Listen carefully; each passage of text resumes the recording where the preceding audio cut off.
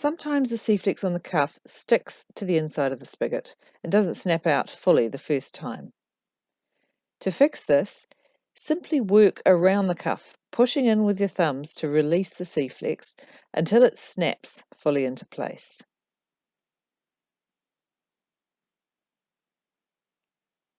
Don't push directly onto or next to the indentation, as this won't help loosen the rest of the C-flex sticking to the spigot. To release the rest of the cuff, it's best to start approximately 90 degrees away from the first indentation, and then keep moving around the connector about 90 degrees each time. Larger diameter connectors can sometimes take 3 or 4 pushes to release the C-flex and snap the cuff in fully. Never try to push directly onto or next to the indentation itself, and don't start by pushing directly opposite it either.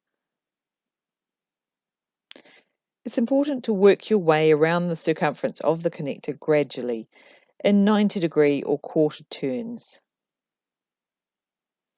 Virtually every connector will snap fit correctly using this technique.